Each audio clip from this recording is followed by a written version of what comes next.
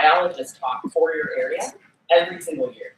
So definitely do that because there are some very cool slides and numbers and graphs, and you're welcome to use all of it. What they've done is they've edited it so that you can use that PowerPoint. There's nothing confidential in there. There's nothing that you can't use. So use what you need out of there, and they're happy to help. And I'm always happy to answer questions if needed. So those are on there. And then what Randy's going to do for us this morning is kind of give you the big picture. So put all of the pieces together for the whole state and kind of the trends in the future, all of those different things. So Randy Claramunt is the Lake Huron Basin Coordinator. One of those titles. So he has the expertise that we want.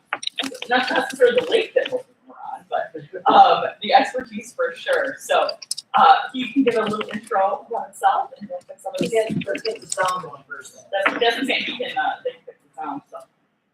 So, as Tracy said, you want me to try to bring it all together and or who you are. I won't be able to do that today. I was laughing because the presentation was a little bit different than what's in your agenda. Your agenda says something like, "What's the status of salmon population? Where's the program going?" Mine is, "And we lost control." So I'm going to probably give you a little bit of background. And if I had to guess, if you have to assess where the salmon populations of the Great Lakes, and your choices are up, down, same, what would you guys say? The same. Down. But currently from this one, down. Most people say they're down, right? Okay. So, by the way, that's not my father. That is, anyone know? Howard Cannon. Yeah, that's Howard Cannon. Howard Cannon just released a book about the history of the salmon program. And it's real good read if you get a chance. So, a little bit about my background.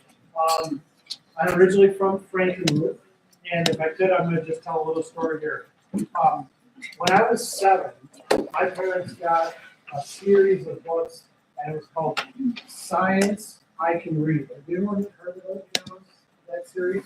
Really good series of children's books back when. One of the books was Red Tip Comes Back. It was a story about the Pacific Northwest, a child working with a biologist to tag the salmon with a special tag out in the ocean. Remember that book? No? And it was like, it goes through all the, like, they have to escape predation in the stream, and live out in the ocean, and come back, just a really good read. And here I am growing up in Frankenmuth. I read this book. I've read it, but constantly I loved it. And then all of a sudden, I go down to the stream that I would just hang out every single day. And there's a little stream that flows into the Cass River, route, the Saginaw River is in the Lake Huron. And the next thing you know, there's these humongous fish splashing the stream. Never seen it before. So I got a bunch of my friends, we run up, get our father's net, we come down, the stream is big enough, we put the net down and cover it from shore to shore, from bank to bank, and here comes the salmon. And then this is probably the first run in the Cass River ever, and the salmon was literally blasted through the net, just tore a hole right through it and gone. And I was like, what in the world do we have salmon? So for me, the salmon history and in the Great Lakes is personal. I experienced it as a kid. And I was like, what in the world is this all about? So I went to Michigan State University, got a degree in fish and wildlife, University of Illinois for a master's degree in ecology. I worked on streams. My first job was working on invasion carp introductions in the Mississippi and the river systems. Worked for the USGS, Great Lakes River Field Station, Little Traverse Bay Bands, and now Indians. And now I work for Michigan DNR. Kind of what I say about this history is I work for state, federal, and tribal agencies. I worked in everything from little streams to the Great Lakes, and between the only thing I haven't done really is marine ecology. But salmon is as close to marine ecology as maybe not yet. So that's my background on how I come to this issue, and how to kind of bring some of that perspective to the salmon history in the Great Lakes. So, when I was at Michigan State, it was like, oh, here is the PBS model of fisheries management. You got your political, your biological, and social, and if you manage right, you land right in the middle, and everyone's happy. But have we applied this to salmon management in the Great Lakes? So I'm going to, as I talk about the history of salmon in a high-level view, if you will. I think this story is as bright of a story to talk about environmental education you can get. It involves everything. And it's not clear, it's complex, and you can talk about the political backstory of salmon management really for a long time. It is as political as it gets. I'll give you some examples of that. So as we get through this, this model is a good structure to talk about how natural resource managers try to manage things. But I'm going to show you problems as we walk through this and apply it to salmon and Great Lakes. But I'm also going to ask some basic questions about, it is an economic driver in Michigan, absolutely. It's one of the most intensively managed programs. So Kevin talked about the budget, $400 to $500 million for the DNR fish division. You know what ideal budget is? 25 million. So we have a million anglers. They pay a license $26. Most of that comes back. So our budget's $26 million. How much of that is spent on salmon management? Huge amount. And probably disproportionate to the participation in angling. So it's one of the most intensely managed systems. So maybe we could just think about these three questions. Is it really needed? Is it successful? Do we want to say, hey, this worked? And then maybe the more important question is it sustainable? I hear a lot from salmon in the classroom, people are like, why are you having to raise salmon when they go to stocking? There's no food in the lakes anymore for salmon. Well, that's a very relevant question. Is it sustainable? And what messages are we trying to send with this program, both from the kids in the classroom to implementing it in the real world? So I brought this book, and I would just say, this book has a chapter that I wrote about salmon management, and it talks about the different periods of the indigenous period of the Great Lakes, the transitional, the recent. If you want to get technical about some of the salmon management, it will bore you to death. I'm going to avoid as much of that as possible. And I would say don't read that chapter unless you really are having trouble sleeping at night. That will help you a lot. Instead, I want to go back to the original slides used by fisheries managers in the 1960s when it was like, how are we going to restore the Great Lakes? This is what they did. So this was the historic food web in the Great Lakes, native fish, balanced and stable. And it was unregulated fishing, invasion of sea lamprey and other non-native species that took off the top of the food web. Now notice here, basic pyramid. Food, so another principle that we can talk about with the salmon management is this idea that systems have limits. And there's the food triangle or the food web. So the principle that can be applied to salmon management. So what happens when you take off the top of the food web and an invasive species, non-native prey species that is not in check with a native predator, the alewives, the rainbow smelt, there's an explosion. This is how they talked about the story, why we needed this in the Great Lakes. When you look back at this, here you can use pretty dramatic pictures of sea lamprey, now look at the native lake trout, and we've seen there's tons of these, but also the dead alewives in the shoreline, you've all seen this. And Howard Tanner said this in his book, when he was hired, they gave him a free pass and said, do whatever you need to do. You just pull the trigger. You got to change this. This is not acceptable. So huge support for this change. So I like to look back at the Time magazine had an alewife explosion. Chicago's water supply shut down because of these dead crayfish. So even if you don't fish, maybe people in the room fish better. Have a fishing. Okay. So even if you don't fish, you drink water and you want clean water. This was an issue that the salmon introduction was trying to deal with power, water supply, things that were affected that weren't just fishing related. And that was 1967, the first year that Chinook salmon was introduced to fishing in the Great Lakes. Coho was 1966. Okay, so then we introduced the Coho and the Chinook. People responded dramatically. Quote from Howard Tanner: "The towns ran out of gasoline, then the worst thing happened, they ran out of beer." So, huge thing. Time Magazine, again, another article that basically every able-bodied fisherman, as far as the Midwest, were driving boats, and, whatever they could do to get out to fish for salmon. So you could say success program for sure, but since that time, the next 50 years, what has happened, and where are we now? And I think one of the titles was, are there food web changes or how did the system change that can't support salmon? So that's what I'm going to try to address. I'm going to focus a lot of my talk on Chinook salmon, but realize that these are the sweetest salmonines that were kind of brought in to help stabilize the system. Coho salmon is probably another big one. One of my first, used to work mostly in Lake Michigan. In 2005, when I left the tribe, went to work for the state, I've been there a couple of years. They said, you know what, we're ready to get rid of the coho salmon program entirely. We're done. And I was working in Lake Michigan, and my job was to try to get data on Chinook and coho. So I had to make an argument about why do we not want to get rid of, again, non-native, Pacific Ocean fish we're using to manage the Great Lakes. What's the logic of that? So here's another principle. One of the, food web I talked about, this political science, biological model for fish expansion, biomanipulation restore healthy food webs. This is a principle that you can use in a lot of ways. And the Great Lakes Salmon Program is one of the biggest, largest scale biomanipulation of a food web experiment I've worked on. I'm going to give you some examples of ones that come up forward.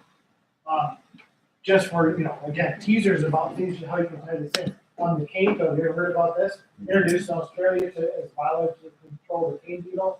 The problem was the minute they introduced this toad, the beetles just went up the cane staff, so the toad couldn't reach it. The toad obviously grows to enormous sizes and is toxic to any predator. Yeah, so horrible experiment. Nile perch, everyone heard about this? This is a Nile perch. Voracious predator introduced into Lake Victoria in Africa, eliminating over 100 native species of cichlids. Completely devastated this entire food web. But then the worst thing happened. It started feeding across the trophic level, so it was eating everything down to little prawns, and then it started cannibalizing itself. So people were so afraid of this fish as a cannibal, they weren't even eating it or utilizing it. So it just ruined the entire lake. And yes, believe it or not, we're the ones that brought in grass carp. So the Asian carp invasion is actually biomanipulation that is going wrong. And if you look at this, we're biomanipulating. Do you mow your grass? Do you have a garden? You biomanipulate your ecosystem. And what are the effects of that? So I like to talk about the salmon program. This is a biomanipulation at one of the largest scale in the world.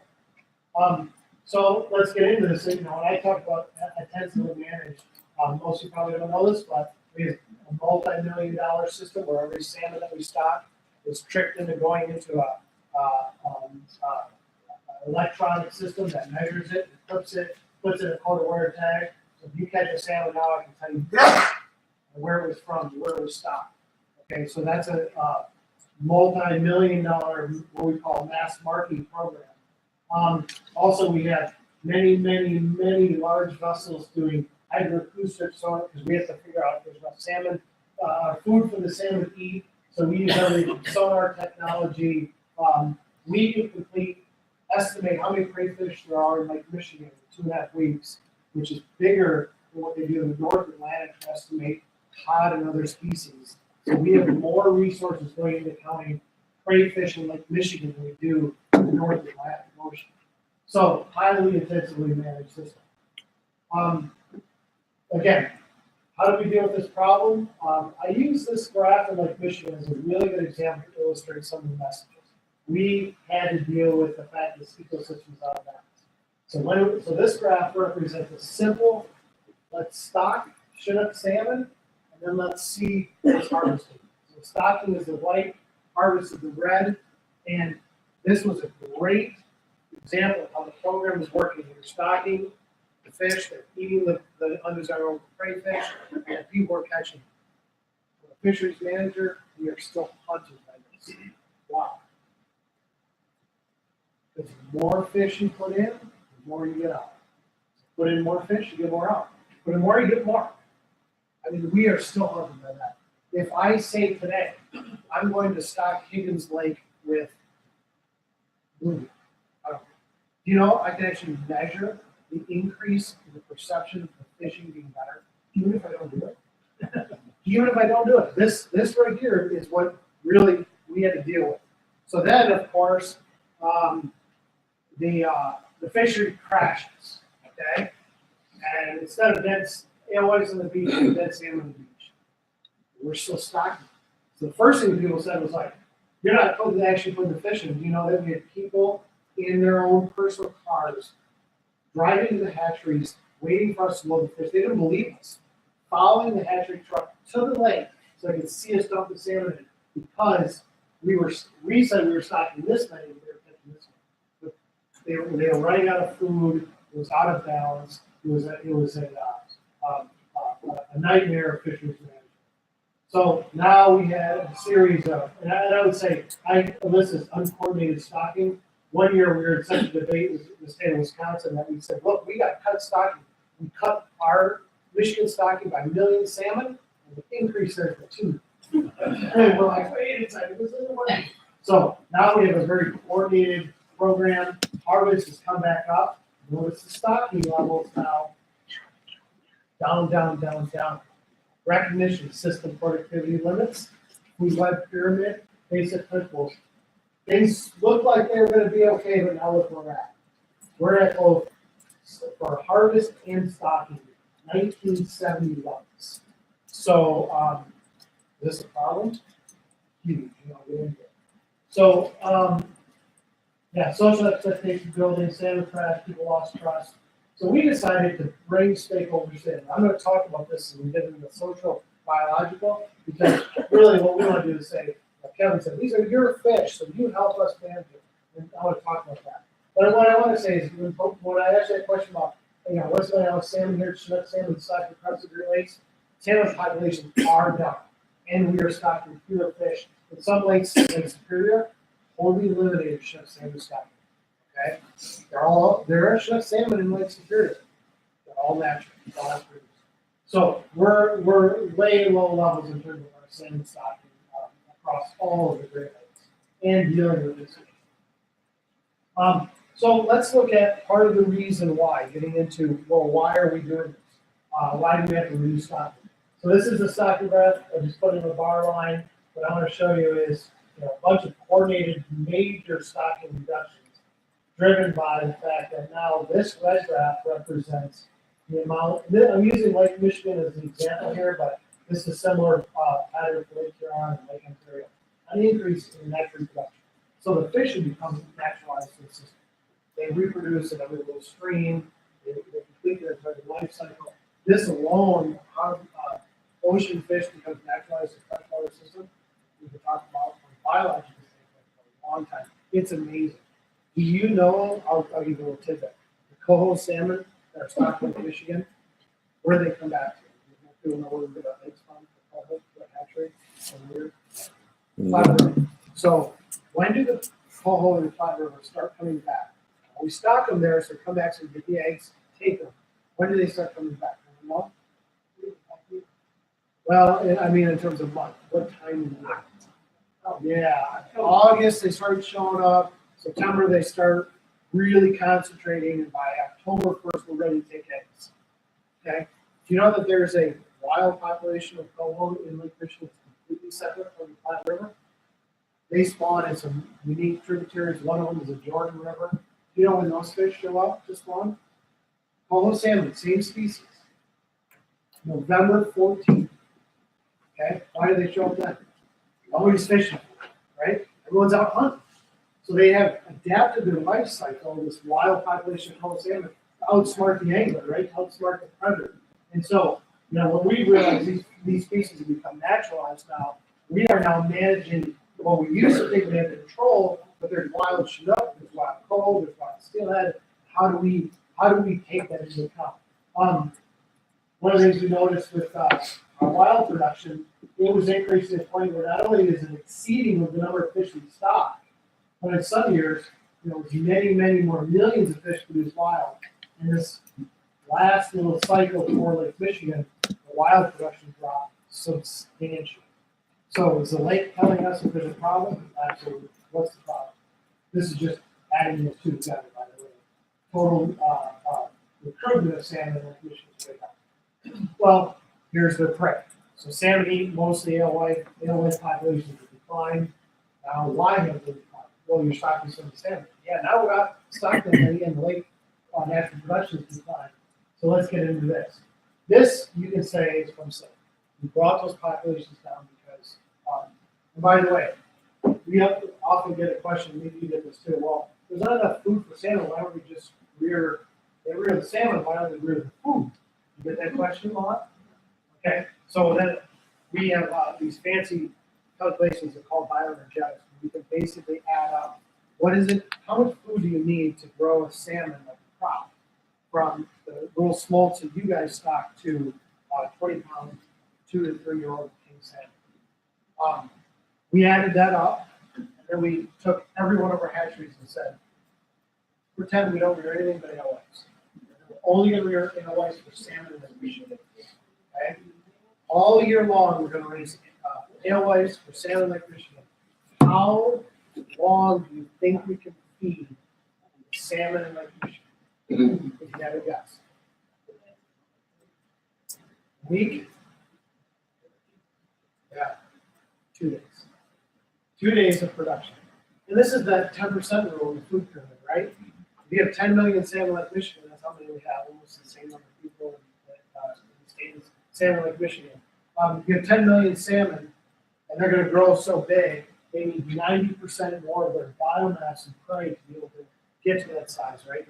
Every step of the trophic level, you have to be supported with 90% more biomass. So, anyways, that salmon, they did their job.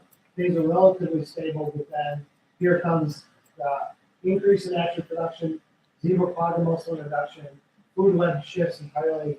Now the alewife populations have declined to record low levels. And this is part of the crisis we're in. So I just wanted to show you here, this is a cup of lake water. You're going to see this off Michigan Sea Grant's website. I have some of you guys know this. Here's a cup of lake water. We introduced a timer, and 43 seconds later, cup of lake water, same lake water, put some mussels in the bottom. One mussel filters a liter of water a day or something. Anyways, after 43 seconds, you notice a difference. After 3 minutes, really big difference. 6 minutes by 8 minutes, you're pretty much getting now water purification happening. After 10 minutes, so this is what happened to the Great Lakes after the mussels were removed.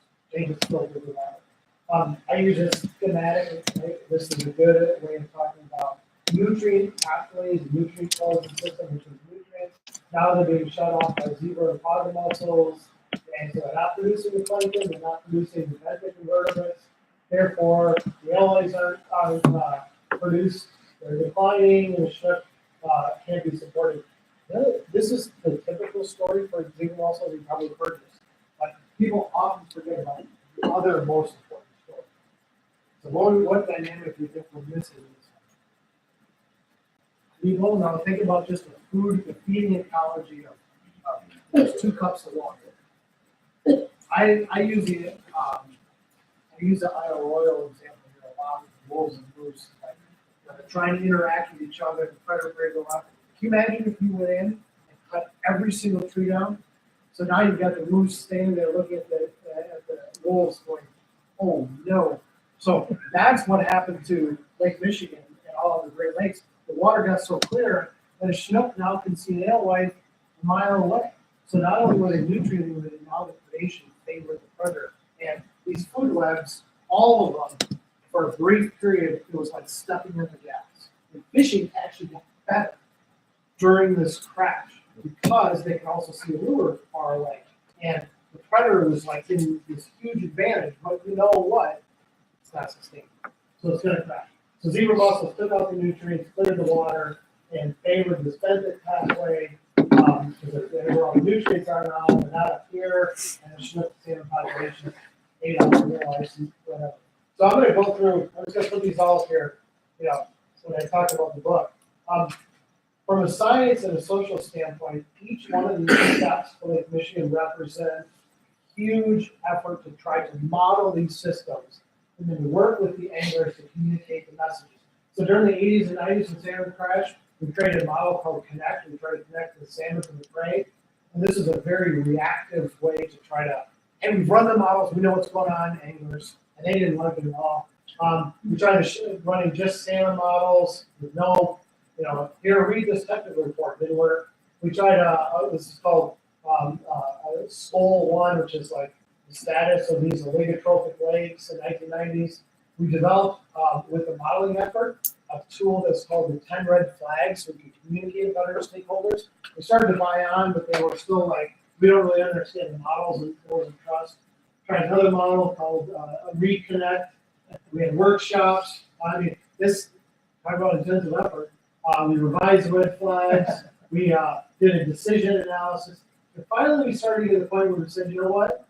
There's a lot of technology out there that says you can involve a stakeholder in a modeling process where they develop options. They don't run the models, but you have people there that can talk about the models. But they develop options and ask, what's the risk of a wildfire burning down a house? And what if we did X, Y, or Z, increase or decrease the risk? So we actually did a whole decision analysis in 2008 where we said, you develop the options. Tell us what you want. Increasing salmon stocking, decreasing salmon stocking. And the model will be right in front of you to say, what's the probability that X, Y, or Z is going to happen? Will you catch more fish or less fish, bigger fish? So they developed all the options, okay? This is the model standpoint behind it. I'm just going to talk briefly about, we call this the PPR. It's a predator-prey ratio model, okay? And I'm not going to go in a lot of detail. I really wanted to show you that, this is moving from food web, our food pyramid to food web, that this is kind of what's standing behind a lot of our salmon management today. We're developing a similar framework for Lake Huron. This is Lake Michigan. Lake Ontario uses a similar framework as well.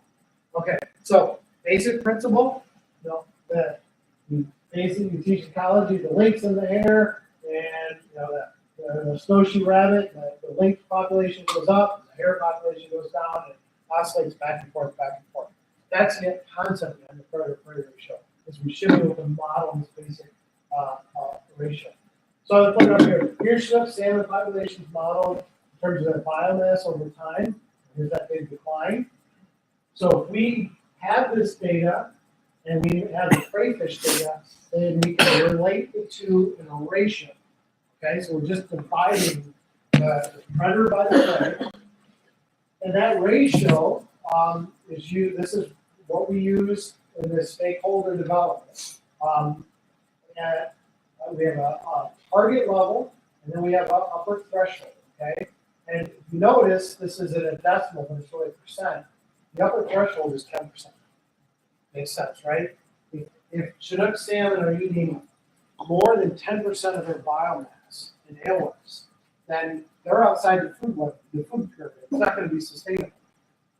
And really, they should be managed about 0.05 because they're not the only ones in the alewives, and you need some alewives out there to grow and increase that population. So it came up with this really good predator-prey ratio. We felt really good about it. We were kind of close to it here. We developed a plan. And the plan talked about, basically, here's our different stocking levels. This is based on where we're at with the predator-prey ratio. If it exceeds 10%, which it did, then we moved to level 3. So that's what we did. We ran the predator-prey ratio. These numbers right here, these percentages, all developed by stakeholders. They did this. And then we said, look, if it proceeds it again, then we should go to level 4. And so the BPR exceeded 10% again in 2015. So we should go to 127 million stock to 650,000 roughly. And we were ready to implement that. Did anyone see what happened with this at all? So we go to implement it. Here's the predator-prey ratio. I'll just put it up there. Okay, that's the 2012. Here's the 2015. Look where we're at. We have a plan. The stakeholders develop the option. We have basic biology behind the salmon management, just implement the decision, right? So we go to implement the decision, and the pushback was enormous. I was going to play some audio. I don't have audio here, but it was everything from Mike Avery's show talking about a conspiracy by the DNR to favor native fish over Pacific salmon to formation. These are not new groups. These are groups formed because of this issue. The Dead Salmon Society, the Great Lakes Salmon Initiative, they were going right to legislators and saying, the DNR needs to stop the fish. They can't cut our stocking. This is no different than when they followed the hatchery trucks from in the 80s when the hatchery to remove the fish. So I'm looking at this whole situation and going, what did we do wrong? The credibility of our biologists were attacked. I mean, social media, you name it. Political power applied, decisions applied. We were told you will stock X site with X number of fish. So why did this happen? What did we learn? I'm just going to put this up here, but I kind of want to just say that part of the whole reason why I put this up here is again this social, political, biological. Here we thought we did everything right. We brought the people into the decision. They developed the options. We developed the biological criteria to apply the options. When that happened, we pulled the trigger like we said we're going to do. And all of a sudden, there's more pushback in the salmon program. And I think part of it was, I don't care if you have a fair process and you try to make it less technical, you still, every time you make a decision, you have to involve people in that decision, even if they said, hey, if gas goes to $5, then I'm going to agree on the carpool thing wouldn't work. If gas goes to $5 and you just start showing them how to say, get in, we're carpooling. Nope, you better run the decision by them again. Mixed messages about where the salmon program is going. Some people thought the DNR was literally going to get rid of the salmon program. Anytime you have hard decisions and stocking levels that affect fisheries, you'll get pushback. But there's also this element of like the way the communication has changed, which I'm sure you're all familiar with. It's like somebody hears one thing, and then that grows legs, and next thing you know, these messages are talked on social media, and people are like, I heard you're shutting down the five-river hatchery. Oh, we're not shutting down the five-river hatchery. But that's honestly things happen. And also very emotional mature leaders, which is residents today are federal employees, but it takes a lot of emotional mature leaders to hold your ground, be calm, communicate the messages, and try to rebuild public trust and make decisions. Scientific debates, there are articles written about this like issue in salmon management. Is it sustainable? There are, so I just put it up there. So let me just go through. Is it needed? Absolutely. And I still thank Dr. Howard Tanner for his insight in doing this. Is it successful? Yes. And we've seen huge benefits to the state. Is it sustainable? And I'll just kind of conclude with the right expectations. But I think this is another really good point to drive out. Have we lost control of this, both in terms of biologically, fish reproducing on their own now, there's more wild fish out there than we stock. Politically, there are politicians that believe they should manage the system. Socially, have we lost control? And we have built $1 billion industry with people with 40-foot piers that have 25 downriggers. If they're attached to this program, have we lost control? I often come back to this and say, these systems are highly complex. And if you think the DNR had control in the first place, you're fooling yourself, right? We never really had control. And every time that we as a population look at trying to manage natural systems, the only difference is we don't have control of them, but will they be what we want and need? Because they'll be fine wherever they're going, right? It's whether or not we get the benefits of them we want. So, this whole idea of this going back to this PSV model, here's our happy place, here's predation out of control, good articles about science, just the impacts of cats. Communication now, it's a crazy world in terms of communicating messages, and this whole idea of social and political,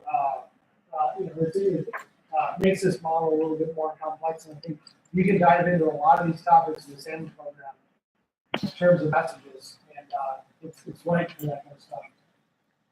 Couple things to leave you on. Scale it back up. The Great Lakes, 10,000 years ago, were covered with ice. So our systems were invaded by a suite of species, relatively short time frame in geological. So that's one message. Is like people often I hear a lot of like invasive species are so bad versus native species. It's like how long does a native fish have to invade a system before you call natural species?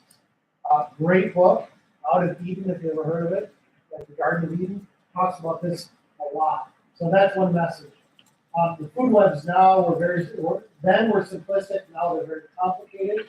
And I just kind of put it, we talked a lot about Schmidt salmon and nail web today, but there's a whole suite of predators out here that are eating a variety of different prey. I just had to correct the biologist yesterday that tried to tell me that walleye should be managed for because they're a native fish, and shouldn't be managed for salmon because they eat, because they're not native, they eat not native fish. What do walleye eat in the Great Lakes mostly? Gobies, round gobies. So what's a round goby? Invasive. So you're putting this invasive prey species, a value on it higher than this invasive prey species. That's a value judgment. It's not a native versus invasive. So these systems are very complex, both biologically and socially, and what we value out of them has to be part of the conversation. So I like to talk about the salmon program and saying like we're trying to manage a diverse, balanced system with all these threats, but I don't trust the airline industry, especially with all the changes now, the staffing levels. They're not being paid. I was supposed to fly in a couple weeks up to Virginia. I'm not going to go. But there's an ecologist that said ecosystems are much like planes. And then planes are made of panels that are connected by rivets. If you take one rivet off out of that plane, on that panel, will it fly? Yeah, absolutely, right? Take another one off, fine. Take another one off, fine. But you're going to get to some point where it's going to crash, where all of a sudden the plane will fall apart in midair and crash. This is called the rivets theory for ecology. And I would say, let's put these up here. To me, look at non-native species management, reductions to biodiversity, some of the things we're talking about. This theory applies a lot to how we manage salmon in the Great Lakes and its diversity. And that's why we're so afraid of Asian carp. Because Asian carp will likely switch its biodiversity, cause hundreds of rivets to fall in the ecosystem and crash. So I don't mean to say we manage salmon because we value them. Who cares if they're not native? And we're letting eat everything. We manage a very complex system, and we've got to take into account theories like this. By the way, I'm using an example of how you can talk about the salmon program in different ecological principles. Another one I use when I go to talk to stakeholders a lot, I'm putting orange, give one of them orange, because they often think this is very simple. Have you ever heard of the Huffaker's orange theory? Basically, he did a bunch of experiments, predator and prey, where he had this six-spotted mite, this T predator mite, which eats the six-spotted mite. This feeds off the outer layer of oranges. And he decided to run a predator-predator experiments and put some of these on and put some of these on, and after a couple hours, predators ate all the prey, predators died, starved, the experiment ended. Then he got this crazy idea of adding complexity. So he started connecting them together by strings, and the more oranges, the more strings, the longer duration for the prey is consumed. By adding complexity, you use over 250 oranges connected by strings, bridges, jumps, barriers. Some the predator could go over, some the prey could only go over, and it's several months of predator-prey oscillation. The whole idea that I use for this concept is these were relatively simple ecosystems that become complex. The complexity, if you manage it right, will promote stability. If you manage it wrong, then we've proven we can mess up these systems. We saw the salmon crash in the 80s, right? We were just stocking more and more and more and more. So complexity in our choices and how these systems interact with that complexity is and using the orange is a very easy way to tangibly talk about complexity in this experiment. I know we're getting close to the time, and I just want to show you that, all the diversity of predators we stock. I talked mostly about Chinook. But there's a lot we can go into here. The food web pyramid, I think I just brought this up to show you that, when we did this modeling, not only could we understand what's going on with Chinook and other species, but we can look at the entire food web. So when we looked at the food web with these models and this predator-prey ratio of the Chinook and life, and we put it in this pyramid, there's a biomass of all the predators in like Michigan, and here is the biomass of the prey that they eat. When we first added all this together, we showed to our stakeholders, they're like, Chicken Little, the sky is small. We were going off lit. And what we were trying to figure out is, but they're like, wait a second, we're catching these steelhead, they're beautiful. Or we're catching Atlantic salmon like Huron. Well, what are they eating? And then we realized that the mussels had caused an expansion of brown gobies that is now one of the dominant prey species. So are the systems changing? Absolutely. They're changing each and every day, each and every year. And to me, I think when you look at salmon management, it's part of our toolkit. But expect more changes to come. And I won't even get into a lot of those, but I think we've got slides of Asian carp and hemimysis, and every 6 months there's new species coming in. So I'm going to put these up here as the take-home messages for this is like, yeah, we stock salmon responsive invasive species, and a lot of the populations across the lakes peak in the mid-80s, but really we're trying to use this, how a political, social, biological model to keep talking about what we're doing with this program, what we're trying to achieve. The recognition of the ecosystem limits at all lakes and invasive species continuing to affect the lakes and the fishery. This is a theme that Salmon Classroom can be talked about. How do we respond to a complex and rapidly changing system, especially if stocking is limited? This is the biomanipulation. We really were using stocking of salmon to manipulate these ecosystems, and now there's more wild fish in the system than we stock. What lever do we have, right? And so that's a risk of biomanipulation, is you might send a system down a path by your actions, and then your actions no longer have any input, and then now what you do, you just pushed it down the hill, and you're going to watch and see where it's going to go. And so that's still part of the long term. So by the way, what are we doing with that? Anyone have any idea about the salmon? How we can change our direction? So if you were me and you saw this pattern with shrimp salmon, and you're handed Lake Huron is falling off the cliff, and the salmon population is going down, what can you do as a manager? Promote diversity, right? So we did 3 things last year in Lake Huron to promote diversity. One, we stocked 1.1 million Cisco. Cisco is a native crayfish in Lake Huron. Biggest stocking of species ever to occur in the world. 1.1 million Cisco in Lake Huron. Diversify the prey, try to build a native crayfish. We are promoting a program for these guys. Atlantic salmon is one of the most, I think, exciting things that we have going on in the fish division right now is we're getting 5 to 10% returns of our Atlantic salmon stock in Lake Huron. So we're diversifying the predator base, so it's not just a Chinook alewife. So now it's a Chinook, Atlantic salmon, coho salmon, which we're going to also stock in Lake Huron this coming spring. The last time we stocked coho salmon in Lake Huron was 1979. So, I guess with the biomanipulation, a lot of times people would say, why don't you just let these systems go? They're heavily managed for a reason. And once you start tinkering with them and managing them, now you're invested. You have got to stay engaged. So I get this a lot. Like, why don't you just let the system go the way it is? Well, if the 10 million people that live in Michigan or the 5 million people that own places on Lake Huron shoreline want to move or close up shop, then we don't have to worry about it. As long as we're going to keep interacting with systems, we need to manage it. Last, this idea of like the food pyramid addresses things like natural salmonines, what does it mean for management goals, and this idea of like we have to take into account for these species where we're at. So I think that's all I got. But I don't know if that is the overlook. Like I said, it doesn't really tie it all together in a nice bow, but it's my high level view of where we're at in the salmon program for Michigan. So we're gonna take some questions. That was awesome. Thank you. I have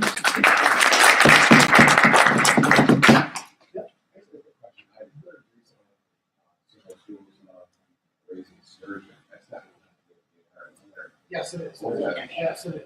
they're raising from accent. So the, sturgeon in the classroom is a difficult and changing program. Part of it is because it's a state species. So unlike Chinook, where we can give you the eggs and we give you the fish and you move forward, there's a whole, every time you're dealing with threatened species, whole list of paperwork that. So we only give the classroom one fish. We require that they return the fish alive. If it dies, then the whole thing has to go through. So why are we, if it's so difficult, by the way, only 25 classrooms get it with 25 sturgeon at law. Why are we doing it? And why have you heard about it? Part of the reason was because in Lake Huron, one of the largest tributaries that was historically supported Lake sturgeon in the state, is the Saginaw River system. We have recently completed the Cass River Dam Removal Project, Rocky Dam Project. We removed the Hamilton Dam in the Flint River, removed the Chi-Town Dam, the Shiawassee, the Corona Dam, and dealing with Dow and Tinwassee. So we have restored the Saginaw River system. We're ready now to restore Lake sturgeon. But we don't have enough money to buy bloodworms to feed the sturgeon catcher. So one of the things we're doing is we're saying, why don't we get school from on the Cass River, school from Bay City to rear sturgeon in the classroom to bring the awareness up. So like I said, once we never do it, we got 10 schools say, we want this, and we had to explain to them, look, we can't do this everywhere all the time. We're trying to use it in a way to say, look, if we're going to restore something that's important, Lake sturgeon inside the river system, we need people to say, this is what we want. And we're using sturgeon in the classroom to do it, but it's a little bit different than salmon in the classroom. Oh yeah, that's right. Hi, Brighton, right? Yes, sir. Yep. Okay, same artist. Yep. Thank you. October 30th, so we have I'm spiritually a little nerve-wracking.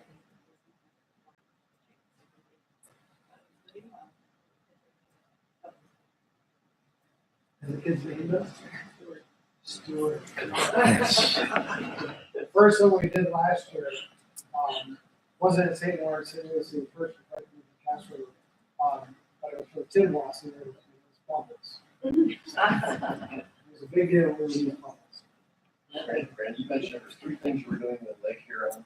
Yep, so I'm sorry, the Cisco, Cisco. the Atlantic salmon, and I was gonna mention the sturgeon is actually the third one, introducing sturgeon. What is the food source of the Atlantic salmon? 'Cause it seems like you're adding another predator fish into the food bucket that would just reduce the prey Yep. species. Great question. So where we know that Chinook salmon are highly dependent on Illinois and some extent rainbow smelt, we were uncertain with whether or not Atlantic salmon could have more diverse prey base, and they actually do. So not only have we seen really good growth and survival, we reflected some of their stomach analysis, and they only eat anything from terrestrial bugs that fly into Lake Huron to ground gobies and everything in between. So they're doing very well, eating a very diverse assemblage of prey, including ground gobies. Would you kind of break down, so between the Coho, the Chinook, and the Atlantic, the differences of their behavior feeding in the lakes versus their behavior and duration in the hatcheries? Because I don't know that all of them know those differences necessarily. Yeah, I mean, that's a great question. I don't know the most concise way to look at this, but if you think about a predator and its behavior, and I'm trying to think, there's some really good studies that illustrate this so well. I don't know if I can.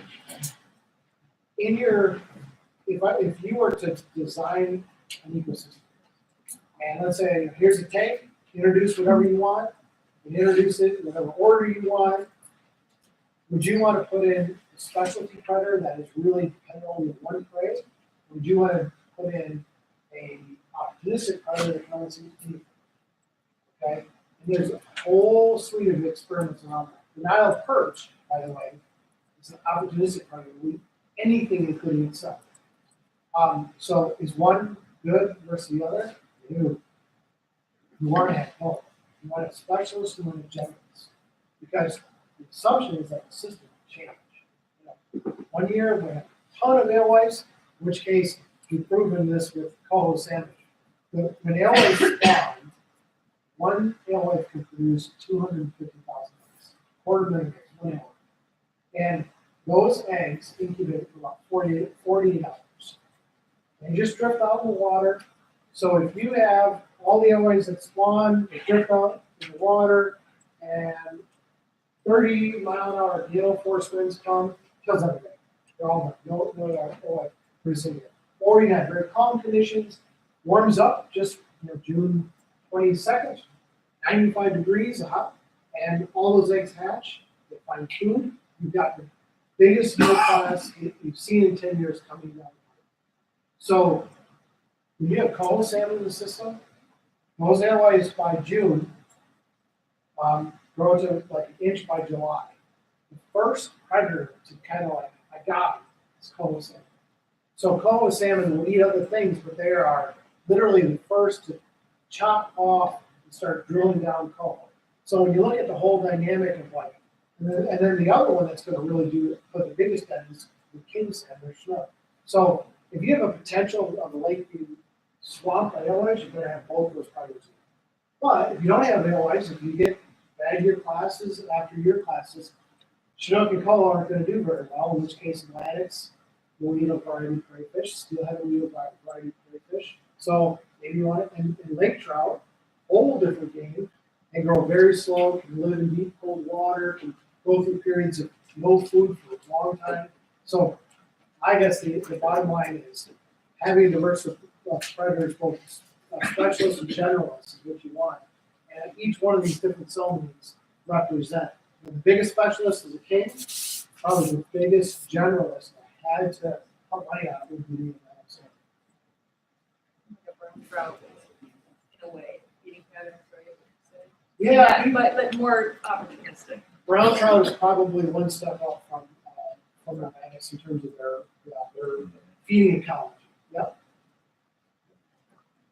So why did Atlantic salmon take more of that impact when we first introduced it? We've got Atlantic salmon for a long time. Yep. The stocking numbers for one. So they would stock peak at 8 million we put in Lake Michigan. Average stocking number this period where major program has for the longest time is 30,000. Instead of 8 million, you're stocking 30,000. So we expanded the program now from 30,000 to 180,000. Average return rates for fishery when coho and chinook were first introduced, we were lucky, or we got like 10% returns. Through the 80s and 90s, we were lucky to get 0.2 to 0.5% of fishery stock return in fishery. So the Atlantic salmon right now, we're seeing this 10% return rate. Like, wow, just like lakes full of alewives, you put king salmon in, they eat them all, high returns, it's a niche, right? So whatever, I guess part of the answer is like, so it was limited by stocking numbers, but also we didn't realize this niche was as open as what it is. I'm not even sure I can define what the niche is. I'm not even sure I'm exactly sure what Atlantics are doing, but they're definitely capitalizing on some part of this changing food web. But it does beg the question. So we went from 30,000. Next year will be the first year we'll put 180,000. Why should we go to a million, right? And so that's part of what all this discussion is like. Well, I got to answer that question, and I don't think a lot of time this winter, but I don't think we're going to go to a million, even if we have a hatchery capacity. So food and stocking. For those of us who are stocking Chinooks on the Lake Huron side, is there a vision, would we ever get to the point where we switch and we're stocking? That fish is a better fit for the watershed. No, I hope what I meant to talk about today is like the Chinook is just as important in our management as the Atlantic salmon. or a steelhead. We've got to have this range of predators. And the populations are going to fluctuate with ecosystem changes, but I wouldn't advocate for getting rid of Chinook or coho, because it's like saying, you know, you got a hammer and you got a ruler and you got a screwdriver and you got this. You don't need a hammer anymore anytime. Well, wait a second, but these systems are changing. So now the part, so I don't think that's the case. Atlantic salmon, if you've ever raised them in a hatchery, you look at them all, they're very finicky. And so Chinook, very fast growing, easy to feed, very adaptive. So they're the perfect segue to talk about all of this without having to risk the one sturgeon. You know, I feel your pain. I'm like that. It makes me nervous about having one sturgeon, but yeah. So I would say no. It doesn't. You don't have to do it. I was just really impressed with like the Cisco, like Aaron movement. I don't know a whole lot about it, but felt like the tribe stepped up, federal stepped up. It's almost like they were planning ahead. We're offering another forage fish and also table fare. So it's a native species, so I just think it was such a huge movement. I know you're a big part of it, but I don't know a whole lot about it, so I don't think we're giving it enough credit. I really am impressed. Yeah, probably because I'm sorry. Go ahead. No, go ahead. So I want you to. I was going to say probably because when the alewives crashed in Huron, it was 2004. Chinook crashed a year later. There was a decision to bring Cisco into the state hatchery. So I think we reared it at Wolf Lake. Yeah, we reared it at Wolf Lake, and we stocked 100,000 in Lake Huron in 2006. And then the agency started to debate, why are we doing it? What is a Cisco? What is it? Is it a prey fish? Is it a commercial fish? There's all different kinds of forms of Cisco because we lost our native fish. So in 2007 through 2016, there was almost a decade-long debate about should we do this in Lake Huron? And at the scale that we need to make a difference. And that's probably why you don't hear the positive resonation out of it, is because people were really passionate about this. It was a long debate. We're finally all on the same page and look, a diversity of prey species is better. This is a native prey fish. We're not sure it's going to be successful, but we're going to try it and see how it responds. And you can really Currently, keep the roving state up. does not. Does the state stock Cisco at this point? No. So I feel like kind of like we had this idea, we're like, dang, we got that ball, but it's okay. Yeah, we kind of said, you know, if we're going to do this in Lake Huron, it's co-managed by 5 1836 Native American tribes. It's co-managed by ONRF or Canada. So it better be a joint thing, better if it's done by the federal government. Okay, so that worked out. Just one last one. When we went to the Flat River Factory, this is my second year. Yep. Last year I asked the gentleman, what our Chinook stay in the second on Lady watershed. He said, probably go up towards the streams. Yeah. Is that true then, or? It's worse than that. So we used to talk about Lake Michigan and Lake Huron as two separate lakes, Salmon Thunders as two separate lakes. After the populations of Illinois crashed in Lake Huron, it was a switch. And now 95% of the Chinook salmon we stock in Lake Huron feed in Lake Michigan. So that line that we have across the straits, they don't believe in it, they go right across. So now we've had to adjust our conversations across the lake because, you know, again, Lake Michigan has predator-prey ratio, and the stakeholders pushed back, and the Dead Salmon Society. The next thing they said was, and those Lake Huron fish are coming over eating our food, and then they go back. Yeah, it just gets worse. So, again, I don't have all the answers. I probably didn't tie it together well, but I think there was one more question down there. Why did you teach your fish? go ahead. We took a boat out to do charter fishing for Lakers on Huron, and our captain was mentioning that the Lakers are doing really well because they've adapted to go after the gobies, and he said if you look at their snout, their snout was just demolished because they're just nailing these gobies in the rocks, and which got our kids. The kids drug in all the fish on the boat. And so our kids were really interested. Oh, we want to see the gobies. So we actually cut open the stomach and 7, 8 gobies in their stomachs. Yep. And the captain said that the actual flesh has changed from a yellow kind of mushy to a much firmer white. And he said that he also said that the alewives were starting to make the Lakers sterile, but now that they've started eating the gobies,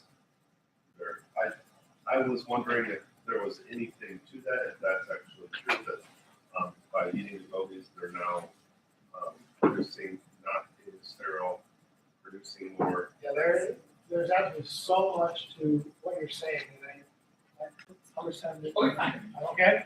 Okay. So the first thing is, as these systems change, you always have these huge, unpredictable, indirect effects on the ecosystem, right? Ecosystems have all these interactions, direct and indirect.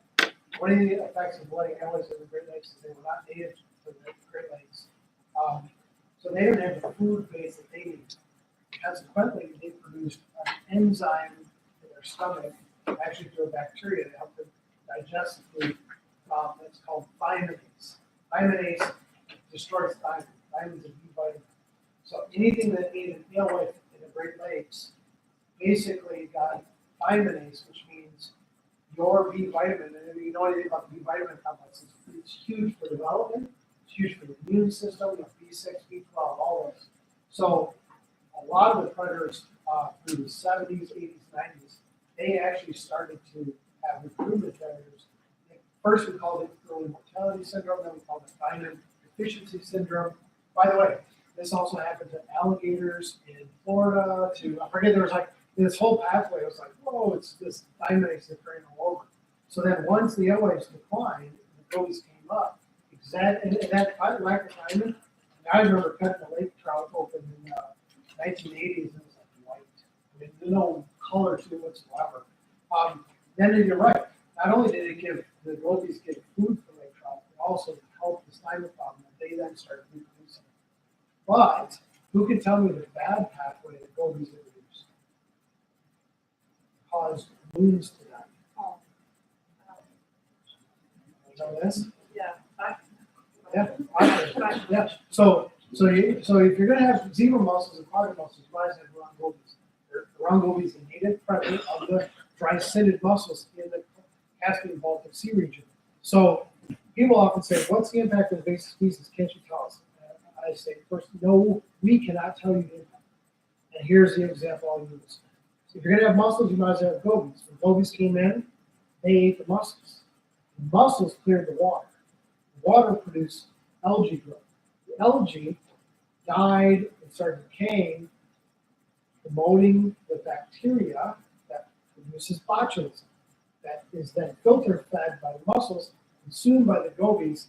The gobies get all dazed and confused because they got all this toxin in them. They start to die. The loons eat them and they die. By the way, loons can die. It's also loons, eagles, lake sturgeon. I mean, we have botulism outbreaks at beaches. We have closed beaches. So are the gobies better than the alewives? I mean, it's like, yeah, this is the complexity. So I always worry when people put value. So you said a lot, and those things are true, but be careful when you set some value. Well, we accidentally introduced it to the cows. No, they weren't purposely introduced. No, I just meant to say, like, we got all this nutrients tied up in mussels. It wasn't going to the fish. The gobies were connected.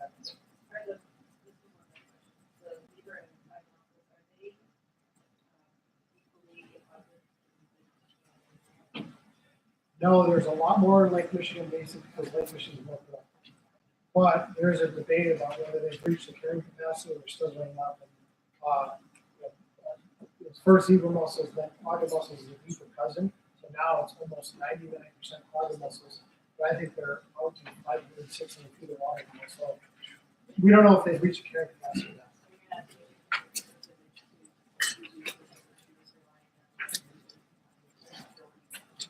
Well, everything was tried. They tried chlorinating pipes. They've tried, there's people have studied introducing a bacteria that can kill them. Biomanipulation, right? When we introduce bacteria, who else is going to get sick or whatever.